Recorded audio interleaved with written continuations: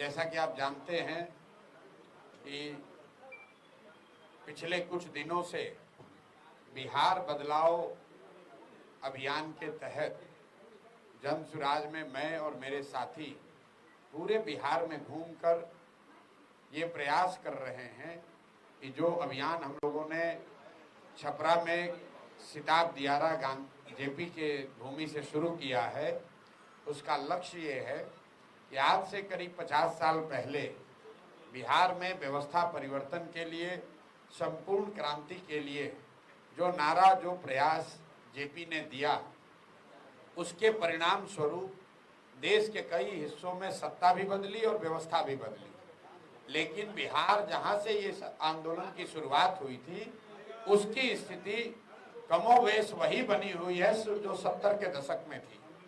70 के दशक के मुकाबले आपको कुछ ज्यादा सड़कें दिख रही होंगी, बिजली दिख रहा होगा, कुछ लोगों को तरक्की भी दिखती है।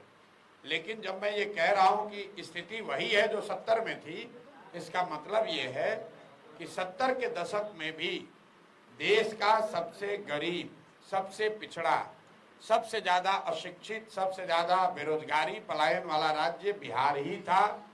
और आज 50 वर्ष के बाद, सारी सरकारों के प्रयास के बाद, सामाजिक न्याय के नारे के बाद, सारे संघर्ष के बाद, आज भी देश का सबसे गरीब और पिछड़ा राज्य बिहार ही है। ये बात हम लोगों ने पिछले 4-5 वर्षों में बताई है। सिर्फ ये नहीं बताया कि बिहार में समस्या क्या है, ये भी बताया कि इस समस्या से निकलने का रास्ता, उपाय क्या हो सकता है। जब लोगों को बात समझ में आई कि भाई ये भी एक तरीका है जिससे बिहार में एक नया विकल्प बन सकता है, नई व्यवस्था बन सकती है, तो बहुत बड़ी संख्या में लोग उस विचार को सुनकर, उस प्रयास को समझकर उससे जुड़े, जिसका नाम है जन सुराज। और 2-2.5 साल मैं खुद पैदल चल के हर गांव में गया। करीब 5000 गांवों में हम लोग पैदल गए, साथियों ने अपनी ओर से ताकत लगाई। उसके परिणाम स्वरूप 2 अक्टूबर 2024 को इस पूरे प्रयास को दलगत स्वरूप दिया गया, जिसका नाम जन सुराज पार्टी है। और 2 अक्टूबर के बाद से पिछले 5-6 महीने में पूरी ताकत उस दल के संगठन को बनाने और उसके विस्तार में लगाया गया है। आज मैं आपको बहुत विश्वास और दावे के साथ कह सकता हूं कि बिहार में राजनीतिक संगठन के तौर पर जन सुराज से बड़ा संगठन कोई भी दल नहीं है। ये संभव है कि बहुत सारे लोग जो जन सुराज में जुड़े हैं वो सक्रिय नहीं है, बहुत वो विजिबल नहीं है। ये भी संभव है कि वो इतने बड़े नाम नहीं है जो आपको ध्यान आपका आकर्षित करे। लेकिन अगर संख्या के हिसाब से देखेंगे तो 1 करोड़ लोगों ने मिलकर इस दल को बनाया था। उसके बाद से हर महीने करीब करीब 3 से 4 लाख लोग बजाबता 10 रुपया सदस्यता शुल्क देकर इसका प्राथमिक सदस्य बन रहे हैं। और आज ये संख्या, जन सुराज परिवार की संख्या करीब करीब 1 करोड़ 25 लाख के आसपास है। इतने लोग पूरे बिहार में जन सुराज से जुड़े हैं। हम लोग का मानना है कि ये लोग बदलाव की चाहत रखने वाले लोग हैं। ये वो लोग हैं जो पिछले 30 वर्ष से विकल्प के अभाव में लालू के डर से भाजपा और भाजपा के डर से लालू को जो वोट देने की परिपाटी है, उससे निकलकर एक ऐसी व्यवस्था को बनाने में अपना हिस्सेदारी चाहते हैं जिसमें जाति पाति नहीं, हिंदू मुसलमान नहीं, 5 किलो अनाज नहीं, मंदिर मस्जिद नहीं, 400 रुपया के पेंशन के नाम पर समाज को न बांटा जाए, बल्कि यहाँ पर आमूल चूल परिवर्तन की एक व्यवस्था की जाए, जिसमें बिहार में बच्चों के लिए पढ़ने के लिए देश में सबसे अच्छी सुविधा बने। बिहार में अगले 1 साल में, इसको ध्यान रखिए, 1 साल में मजबूरी में किया जाने वाला पलायन निश्चित तौर पर रोक दिया जाए। और यहाँ के बुजुर्गों को जो 60 वर्ष से ज्यादा उम्र के हैं, जिन्होंने पिछले 30-35 साल अपनी पूरी जवानी, अपना बचपन बिहार की कुव्यवस्था की वजह से बर्बाद जिनका हो गया, कम से कम 60 वर्ष से ज्यादा उम्र होने पर वो एक इज्जतपूर्ण जिंदगी जीत सके, इसके लिए उनको 2000 रुपये महीने की व्यवस्था जरूर की जाए। इसी संकल्प के साथ इस अभियान को शुरू किया गया है। और अभी बिहार बदलाव यात्रा के तहत मैं हर विधानसभा क्षेत्र में कम से कम 2 छोटी सभा कर रहा हूं। उसी के तहत कल हम लोगों ने औराई में एक सभा की और दूसरी सभा सीतामढ़ी में पुपरी में थी। आने वाले समय में आप ऐसी सभाओं की संख्या को बढ़ते हुए देखेंगे। इन सभाओं के जरिए लोगों को एक बार फिर से जन सुराज की क्या परिकल्पना है, ये विचार क्या है, गरीबी से निकलने का रास्ता क्या है, लोगों को मैं फिर से याद दिलवा रहा हूँ, उनको संकल्पित करवा रहा हूँ। इस अभियान में भी वोट नहीं मांगा जा रहा है। हम ये नहीं कह रहे हैं कि जन सुराज को वोट दीजिए। लोगों को एक ही संकल्प दिलाया जा रहा है कि वर्षों की आपकी बदहाली एक झटके में 5 महीने में खत्म हो सकती है अगर आप ईमानदारी से 2 ही काम करना है। जो जिन नेताओं ने बिहार को लूटा है, वो नेता चाहे आपके जाति का हो या धर्म का, दल का हो या गांव का, उसको वोट नहीं देना है। इन सभाओं में लोग 2 ही संकल्प ले रहे हैं। पहला संकल्प कि जिन नेताओं ने बिहार को लूटा है वो चाहे हमारे जाति का हो, धर्म का हो, गांव का हो, दल का हो, उसको हम लोग वोट नहीं देंगे। और दूसरा संकल्प हम लोग ले रहे हैं कि पहली बार बिहार में लोग, हर एक व्यक्ति अपने अपने बच्चों के लिए, अपने बच्चों के शिक्षा और रोजगार के लिए वोट करेगा। इस बार हम लोग को दूसरा कोई विषय नहीं चाहिए। पहले बच्चों की शिक्षा और रोजगार हो जाए तो हम लोग बाकी चीजों की चिंता करेंगे। मैंने आगे बढ़कर ये भी कहा है और आपके माध्यम से मुजफ्फरपुर की धरती पर इसको दोहरा रहा हूं कि चाहे कोई भी प्रक्रिया हो, उसमें गलती हो सकती है। तो अगर जन सुराज का जो उम्मीदवार होगा वो अच्छा व्यक्ति नहीं है, अगर उससे बेहतर व्यक्ति कोई दूसरे दल से खड़ा है, मैं जन सुराज का अगुवा होने के बावजूद कैमरे पर लोगों से अपील कर रहा हूं कि अगर जन सुराज से भी कोई गलत व्यक्ति खड़ा हो जाए उसको वोट मत दीजिए। आप एक ही संकल्प लीजिए कि बिहार में अच्छे व्यक्ति को वोट देंगे, अपने बच्चों के लिए वोट देंगे, बिहार में शिक्षा और रोजगार के लिए वोट देंगे। यही संकल्प को फिर से घर घर जाकर पहुंचाने के लिए बिहार बदलाव यात्रा हमने शुरू की है। सभी साथियों के सहयोग से आप देख रहे हैं कि ये कारवां बढ़ रहा है, लोगों को भीड़ दिख रही है, मुझे लोगों के आंखों में वो आशा दिख रही है, वो विश्वास दिख रहा है कि शायद बिहार की भी किस्मत अब 5 महीनों में बदलने वाली है।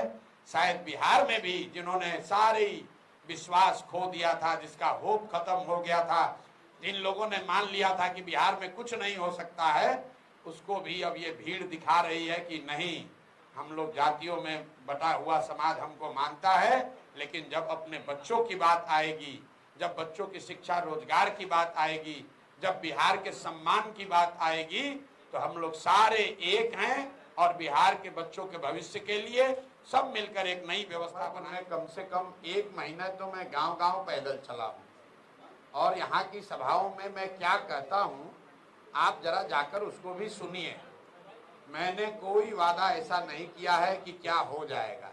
हम तो भाषण की शुरुआत में ही कहते हैं कि अगर आप मेरे बात पर भरोसा करके वोट करोगे तो जैसे आपके साथ पहले धोखा हुआ है वैसे मेरे साथ भी धोखा हो सकता है। लेकिन अगर आप सही रास्ते पर चलकर वोट करोगे, हम तो मन से कहते हैं जिसको वोट देना है दो, क्योंकि बिहार में लोगों की लोकतंत्र की जो समझ है उस पर धूल जम गया है। लोकतंत्र में इसका महत्व नहीं है कि वादा तेजस्वी यादव कर रहे हैं कि प्रशांत किशोर कर रहे हैं। लोग वोट मोदी को दे रहे हैं कि जन सुराज को दे रहे हैं। महत्व इस बात का है कि आप वोट किस बात के लिए दे रहे हैं। वोट अगर आप मंदिर बनाने के लिए देंगे तो आपके बच्चों के लिए पढ़ाई नहीं होगा। वोट अगर आप जाति के जनगणना के लिए देंगे तो आपके बच्चों के लिए रोजगार नहीं होगा। वोट अगर आप बिजली के लिए देंगे तो बिहार में तरक्की की बात नहीं होगी, खाली बिजली का एक बल्ब लटकेगा। तो ये बात समझाई जा रही है। अगर पत्रकार होने के नाते 2 बरस 3 बरस देखने समझने के बाद आपको ये पता ही नहीं चला कि जन सुराज का विचार और प्रयास क्या है, इसीलिए तो बिहार को सुधारने में इतनी मेहनत करने की जरूरत है।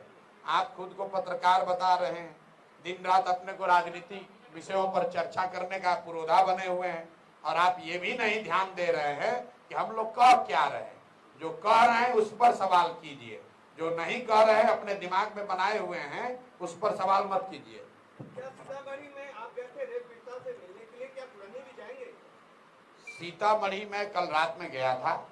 नागपुर में जो घटना हुई है, विभत्स घटना हुई है, एक 11 साल की बच्ची के साथ 4 या 5 लोगों ने गलत काम किया, उसको बुरी तरीके से, विभत्स तरीके से उसकी हत्या कर दी गई है।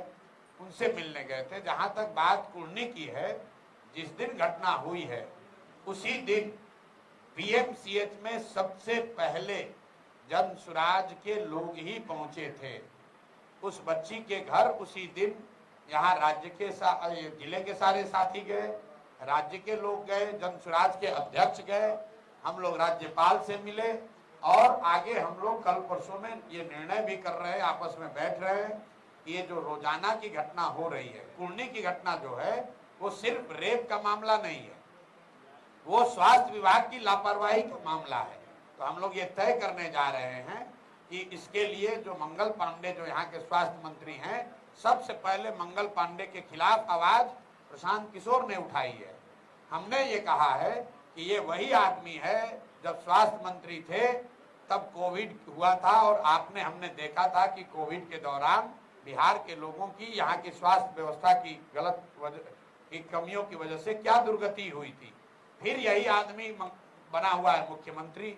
जो कुर्नी की जो बच्ची थी वो 4 दिन तक यहाँ पर एनएमसीएच में रही। फिर जब उसको पटना रेफर किया गया है तो वहां पर लोग बता रहे हैं कि एम्बुलेंस में वो 4 से 6 घंटे तक वेट करती रही, वहां पर उसको एडमिशन नहीं मिला। तो मुझे लगता है कि जो दोषी हैं रेप के, उनको तो वो लोग गिरफ्तार हुए हैं, कानून के हिसाब से उन पर कार्रवाई होनी चाहिए, लेकिन सबसे बड़ी कार्रवाई उन लोगों पर भी होनी चाहिए जिनकी वजह से उस बच्ची को चिकित्सीय सुविधाएं नहीं मिली, उसको जो सुविधा मिलनी चाहिए तो वो नहीं मिली, जिसकी वजह से उसकी जान गई। तो निश्चित तौर पर जनसुराज ने दल के तौर पर भी और हम लोग व्यक्तिगत तौर पर भी मंगल पांडे को बर्खास्त किए जाने के या उसके इस्तीफे की मांग कर रहे हैं। अगर ये नहीं हुआ तो जनसुराज इसको आगे बढ़ाएगा, आंदोलन के तौर पर बढ़ाएगा। और आपको मालूम है, अगर हम इस विषय को हाथ में लेंगे तो हम सिर्फ कैमरा के लिए काम नहीं करते हैं, हम लोग उस परिवार से बात कर रहे हैं। अगर वो लोग लड़ाई लड़ना चाहते हैं, अगर वो लोग ये मानते हैं कि बिहार के स्वास्थ्य विभाग के पीएमसीएच के लोगों की गलती की वजह से उस बच्ची की मृत्यु हुई है, तो हम लोग जनसुराज परिवार पूरी ताकत के साथ उनके साथ खड़ा होगा और मंगल पांडे को काम करना मुश्किल कर देंगे, उनका घेराव करेंगे, उनसे सवाल जवाब करेंगे। उनको ये बताना पड़ेगा कि क्यों ये गलती हुई और अगर गलती हुई तो इसकी जिम्मेवारी तय की जानी चाहिए, वो अभी तक क्यों नहीं हुई है। प्रसाद किशोर जी, संभावी चौधरी ने आपसे सीधा आपको मैदान में आने की बात कही है समस्तीपुर से, और उन्होंने सीधा आपको चैलेंज। सबके बातों का जवाब देना जरूरी नहीं है। रह गई बात समस्तीपुर की, तो भाई जनसुराज और प्रशांत किशोर समस्तीपुर से अकेले नहीं 243 सीट पर चुनाव लड़ रहे हैं। जिसको जितना दम है, जिनका नाम ले रहे हैं उनको, उनके पिताजी को, उनके पिताजी के नेता को, जिसको जितना दम है। हम तो हरनौत में गए और वहां पर उनके गांव में घुस के बताया कि यहाँ पर भी तुमने अपने लोगों के साथ कुछ नहीं किया है, अपने लोगों को कुछ उनके लिए विकास के लिए काम नहीं किया है। तो प्रशांत किशोर और जनसुराज के लोग किसी से डरने वाले नहीं है।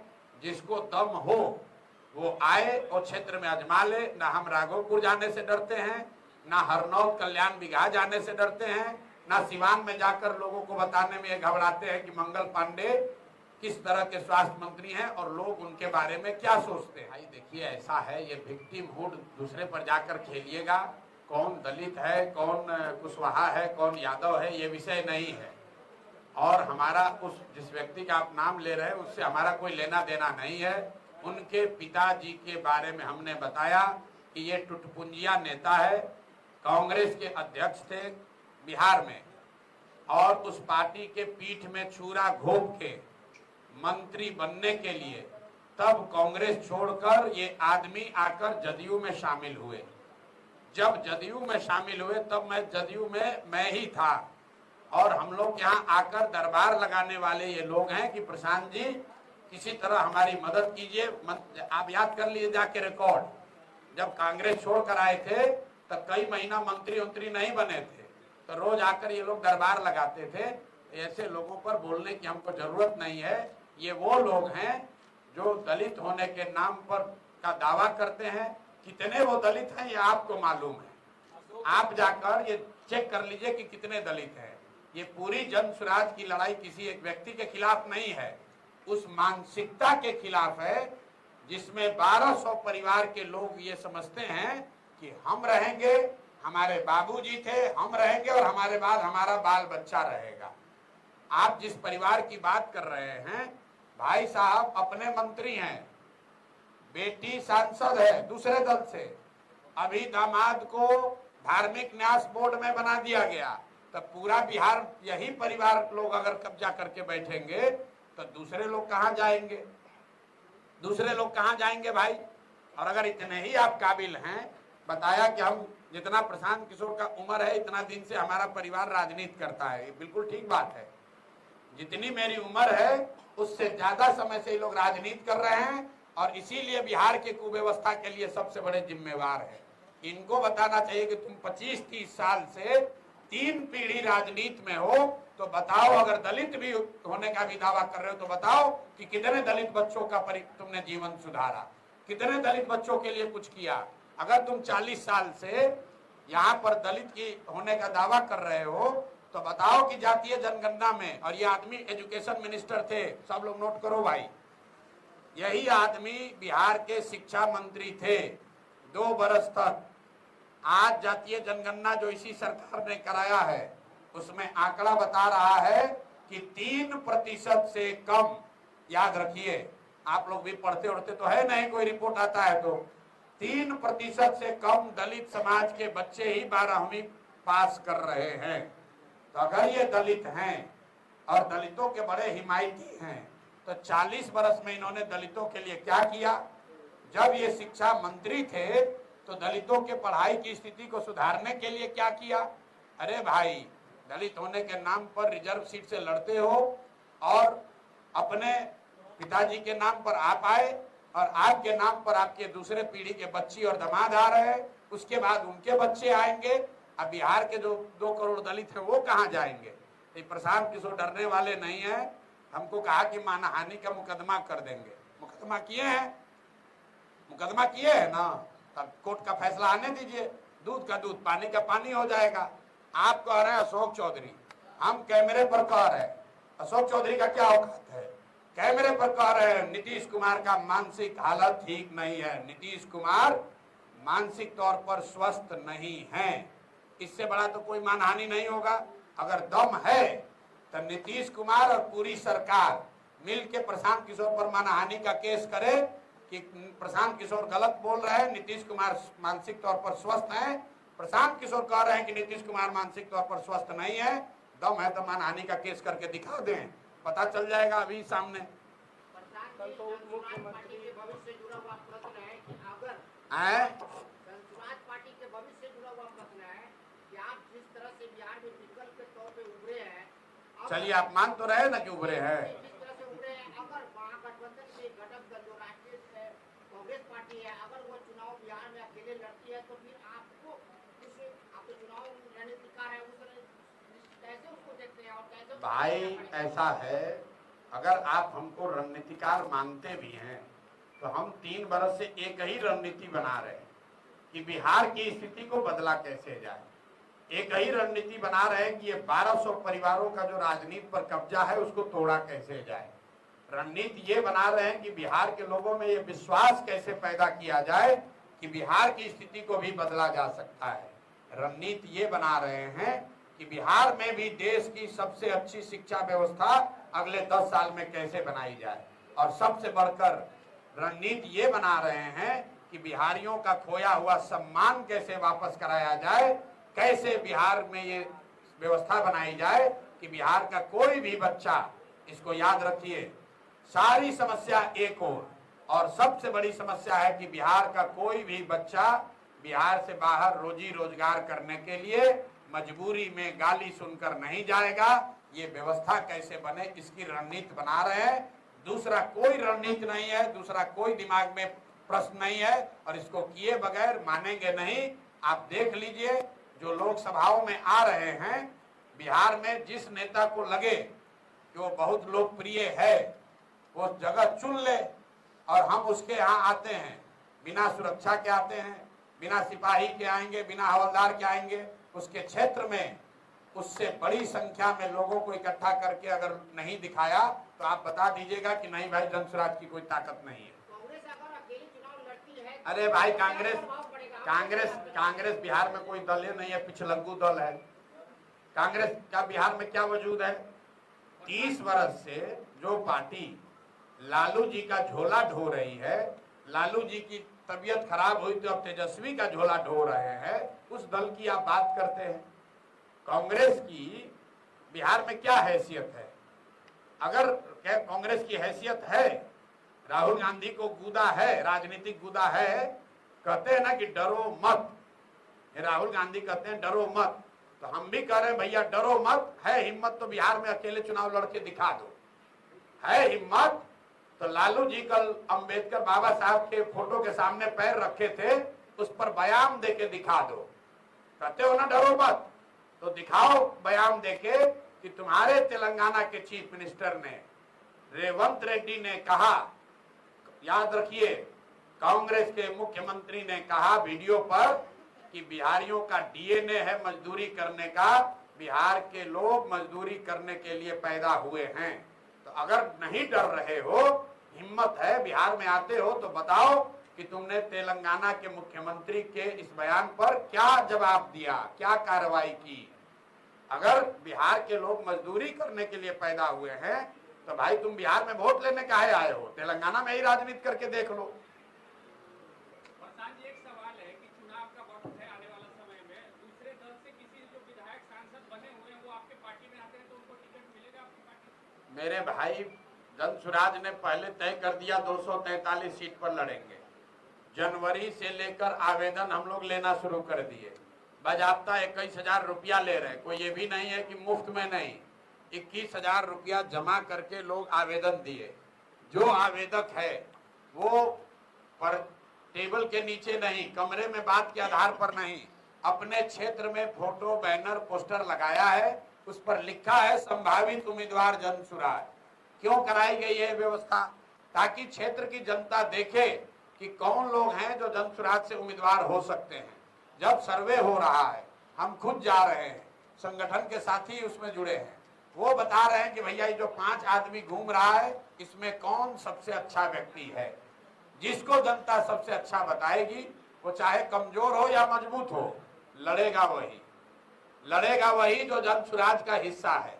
2-4 कहीं अपवाद हो जाए उसकी बात नहीं है, लेकिन 243 में 90% लोग वही चुनाव लड़ेंगे जो पहले चुनाव नहीं लड़े हैं, किसी राजनीतिक व्यवस्था से नहीं जुड़े रहे हैं और जनसुराज के इस विचार को, प्रयास को घर घर पहुंचाने में कंधा लगाए हैं। इतना बात तो बिहार में सब आदमी जानता है कि बिहार में किसी के पास इतना संसाधन, इतना दम नहीं है कि वो प्रशांत किशोर और जनसुराज के ईमान को खरीद सके। तो जनसुराज में टिकट वही पाएगा जिसको जनता चाहेगी, ये बिल्कुल स्पष्ट आप मान लीजिए।